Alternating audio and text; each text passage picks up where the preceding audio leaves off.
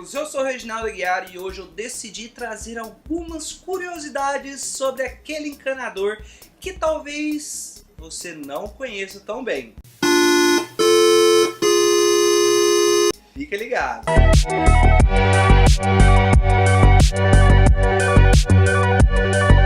Em 1981, o mundo conhece esse encanador que fez a infância de muita gente.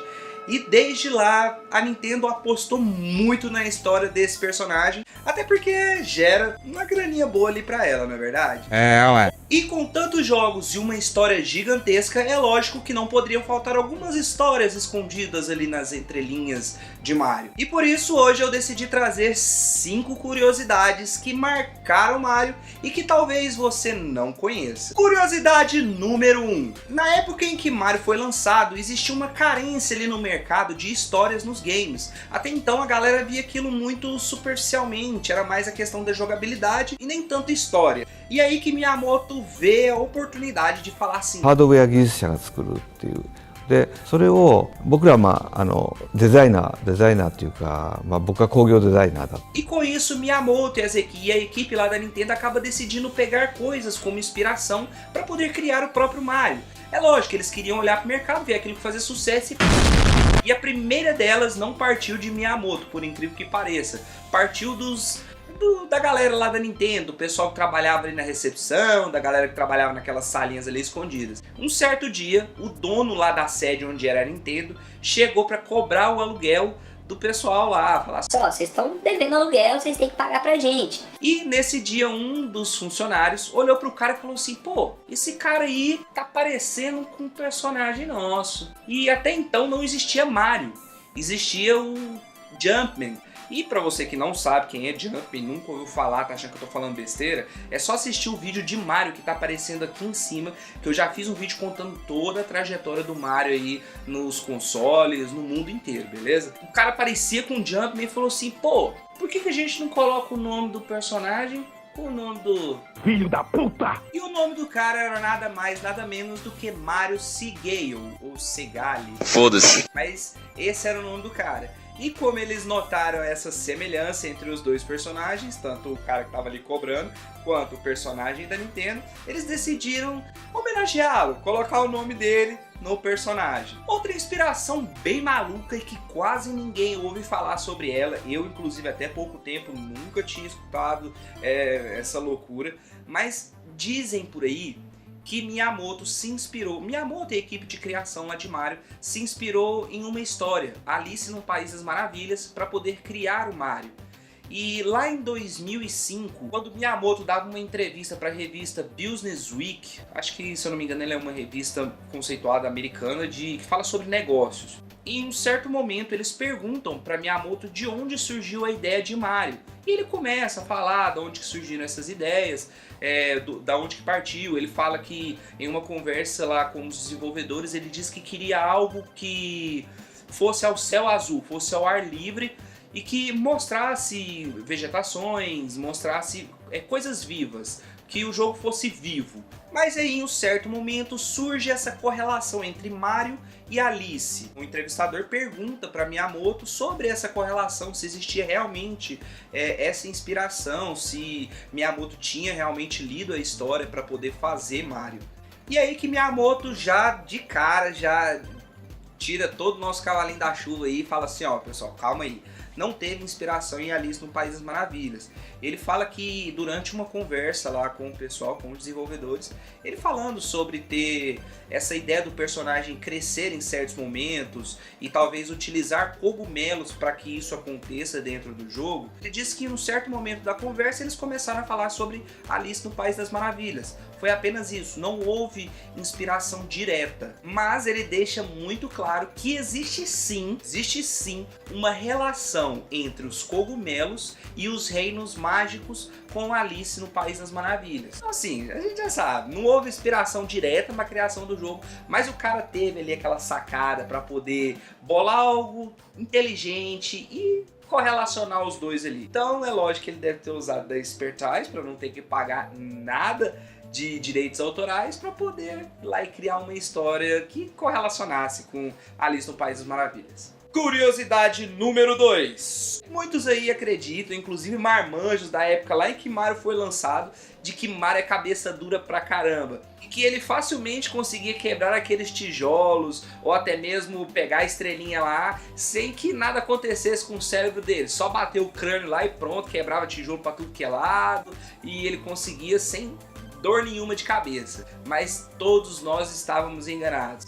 E pessoal, calma, eu confesso, você não está sozinho nessa. Até pouco tempo eu também acreditava que o Mario era cabeça dura. Se a gente parar aí, prestar muita atenção nos sprites, que são os desenhos que o personagem faz, quando ele vai executar certos movimentos, o Mario, quando ele vai pular para poder quebrar um tijolo, ele tem um movimento onde ele leva a mão para cima. Inclusive, esse movimento, essa pose que o Mario faz, é a pose utilizada em diversas capas do jogo, inclusive de Super Mario Bros. Então, se você acreditava que Mario não tinha superpoderes, a partir de agora pode acreditar, porque o cara tem uma super força, porque ele consegue quebrar tijolos com a mão. Curiosidade número 3. Com as limitações gráficas da época, muitos personagens, todos os personagens, eles eram desenhados naquele formato 8 bits. Aquele formato pixelado, onde você conseguia enxergar quadradinho por quadradinho do desenho do personagem. E com isso, infelizmente ou felizmente, porque acaba sendo algo engraçado, muitos personagens eles acabavam tomando formas um tanto que esquisitas. E isso aconteceu com o Toad,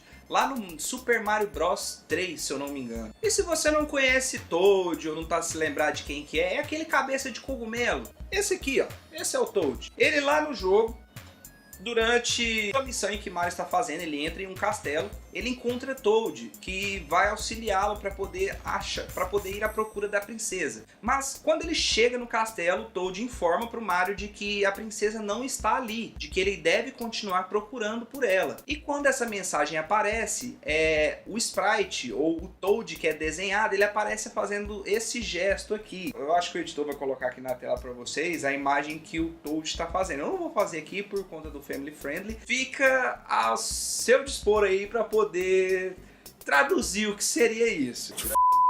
Mas todos nós acreditamos que esse realmente foi o objetivo dos desenvolvedores, mas, vai saber. Curiosidade número 4. Pois é, pessoal, como eu acabei de dizer, na época em que Mario foi lançado, existiam muitas impossibilidades técnicas, e com isso, alguns efeitos ou alguns traços arredondados que os personagens exigiam ter, como o próprio desenho da cabeça, dos dedos, acabavam sendo meio que esquisitos ou não muito bem desenhados. Até mesmo por conta dos pixels ali que presentes formavam apenas um quadrado, né? Como a boca ela exige que o desenho seja um pouco circular, aqueles formatos quadrados não conseguiam entregar esse tipo de efeito para o sprite ou para a imagem do personagem. É por isso que Miyamoto decidiu colocar um bigode em Mario. E se você reparar, quase todos os personagens masculinos do jogo possuem bigode, exatamente por conta dessa limitação que existiam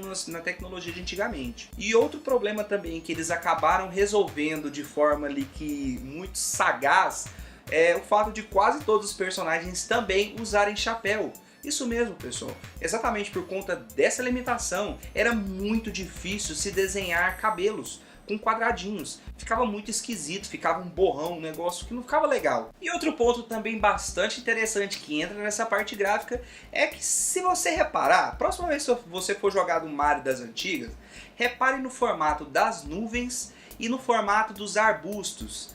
Você vai ver que eles possuem o mesmo traço. Isso mesmo, por conta de algumas limitações no hardware dos consoles e do próprio cartucho, que não tinha memória o suficiente para poder ter vários padrões de desenho, eles acabaram aproveitando o mesmo padrão e só mudando a cor. Por isso a nuvem ela tem o mesmo formato que o arbusto. Curiosidade número 5. Pessoal, eu acho que essa você não conhece e nunca ouviu falar. Se das outras você pelo menos tenha ouvido falar algum dia na sua vida, essa eu tenho quase certeza que você não ouviu falar. Você sabia que Mario tem muito segredo escondido? When will the legend? Easter eggs, mapas escondidos em paredes escondidas.